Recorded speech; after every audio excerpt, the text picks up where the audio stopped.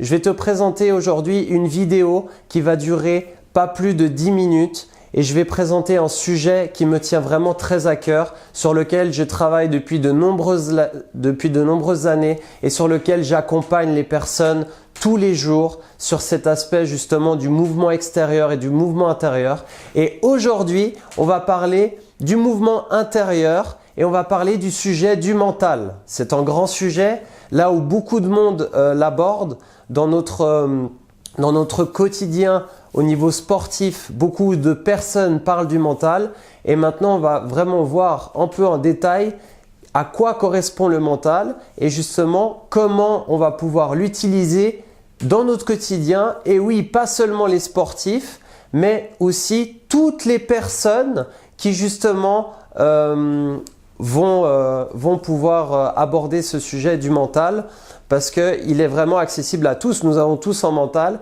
et l'idée c'est vraiment de savoir comment l'utiliser. Donc moi ce que j'aime bien dire, c'est qu'en fait le mental est un traducteur d'informations. C'est un outil qui nous permet de traduire les informations qui nous entourent. Tous les jours nous vivons des expériences. Une expérience. Dans notre vie, on vit plein d'expériences. Et ceci, c'est plein d'informations qui nous arrivent. Et d'ailleurs, ce qui est génial, c'est que notre cerveau a la capacité de retenir vraiment énormément d'informations. Donc justement, ce qui est intéressant qu'on voit dans notre société, c'est qu'aujourd'hui, on est vraiment bombardé d'informations, il y a vraiment énormément d'informations et c'est difficile pour notre cerveau de traiter toutes les informations. Donc c'est pour ça que déjà la première des choses, c'est de pouvoir s'observer. S'observer, c'est vraiment très important parce que des fois, à force d'avoir beaucoup d'informations, etc., on va surcharger notre cerveau et notre mental va avoir de la difficulté à gérer ces informations.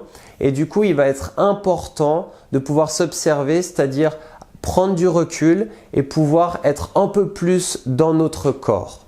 Et pour ce faire, je vais vous faire vivre un exercice. Et le premier exercice, c'est la respiration sur 5 temps. Cette respiration sur 5 temps, elle est vraiment géniale parce qu'elle va vraiment permettre justement à notre cœur de pouvoir regagner des battements plus calmes, plus fluides, plus naturels.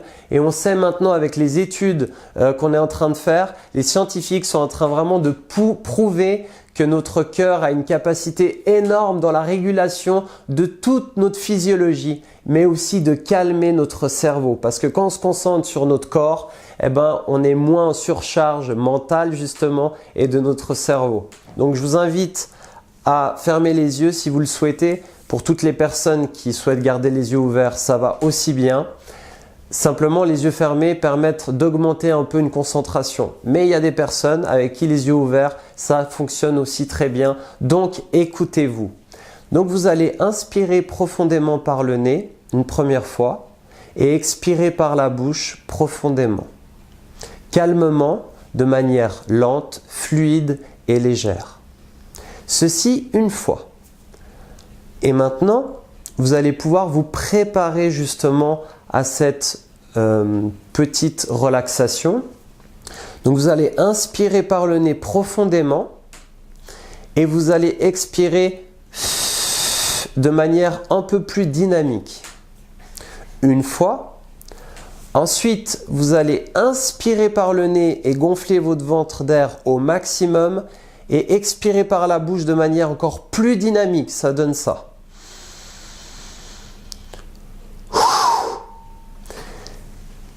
Ça va vous permettre justement de pouvoir évacuer un peu tout le stress accumulé durant votre journée. Et ce qu'il y a de génial, c'est que cet outil, vous pouvez l'utiliser dans votre quotidien, que vous soyez femme au foyer, que vous soyez directeur d'entreprise, que vous soyez artiste, peu importe le métier que vous faites, que vous soyez même en sportif de haut niveau, professionnel, peu importe le sport que vous faites, peu importe l'activité que vous faites, vous pouvez l'utiliser instantanément dans votre quotidien. Et maintenant, on va pouvoir passer justement à cette respiration sur 5 temps pour vraiment recalmer notre cœur et regagner une fréquence cardiaque tranquille. Donc là, vous allez inspirer par le nez sur 5 temps. 1, 2, 3, 4, 5. Expirez par la bouche sur 5 temps. 1, 2, 3, 4 et 5. Cette respiration, c'est une fois et vous la faites 3 fois. Normalement, ce qui est recommandé, c'est de faire cette respiration pendant 5 minutes. 5 minutes par jour. Dans un premier temps, c'est peut-être un peu difficile pour vous. Donc, ce que je vous conseille, c'est de faire 3 inspirations et expirations. Donc, une inspiration, une expiration, c'est une fois, 3 fois, un peu tous les jours, un peu quand vous le sentez. Et après, pour regagner une régularité et justement une discipline, parce que c'est vraiment pas évident d'engager une régularité quand on n'a pas l'habitude de faire un exercice. Et ceci, c'est un entraînement et c'est comme tout en fait, c'est grâce à la répétition qu'on va pouvoir justement pouvoir progresser, s'améliorer, etc. Maintenant, je vais vous parler par rapport au mental. C'est que le mental, notre mental dans notre vie quotidienne, en fait, il se branche beaucoup sur le résultat. Et il y a comme une obsession du résultat. On veut tout de suite. Et on veut accéder à un meilleur résultat le plus vite possible sans comprendre les différentes étapes qui sont nécessaires avant de pouvoir atteindre justement le résultat escompté. Déjà, une première chose, c'est que quand on se branche trop sur le résultat, on va engager notre mental et aussi notre système nerveux vers la temporalité du futur, c'est-à-dire quelque chose qui va se passer demain, dans 2 semaines, dans 1 mois ou l'année prochaine ou dans 10 ans peut-être. Donc c'est demain, c'est plus tard dans le temps. Et ça, c'est le futur. Le problème, à trop se focaliser justement ce futur, on va un peu laisser de côté cette capacité qu'on a de vivre le moment présent. C'est exactement pareil dans le passé. Pour des événements qui se sont passés et qui nous ont un peu perturbés et qu'on a du mal à faire entre guillemets le deuil de ces événements. Mais ça, je reviendrai sur une vidéo pour vous expliquer aussi des outils qu'on peut utiliser pour éviter de rester dans le passé ou dans le futur. Ce qui va juste être important, pour moi, c'est important de vous expliquer comment ne pas rester bloqué sur des résultats. Déjà, si vous voulez des résultats, la meilleure des choses, c'est ne pas vous concentrer sur les résultats. Ça veut dire vous concentrer sur les exercices et sur l'entraînement. D'accord ? Si vous voulez accéder à une capacité, par exemple, si on prend la confiance en soi, vous vous dites « j'aimerais être plus confiant dans ma vie ». Donc ça, c'est un résultat parce que vous avez envie d'accéder à ça. Vous allez vous concentrer jour après jour sur des petits exercices qui sont simples à faire, pas trop compliqués selon votre niveau justement. Et c'est bien très important de pouvoir respecter votre niveau. Ce n'est pas une question de hiérarchie, c'est une question de capacité à faire quelque chose. Donc des petites choses, des petites actions tous les jours qui vont vous permettre justement d'atteindre une plus grande confiance en vous-même. Ça tombe bien parce que l'exercice, on l'a fait juste avant. C'est l'exercice de l'observation de soi par la respiration.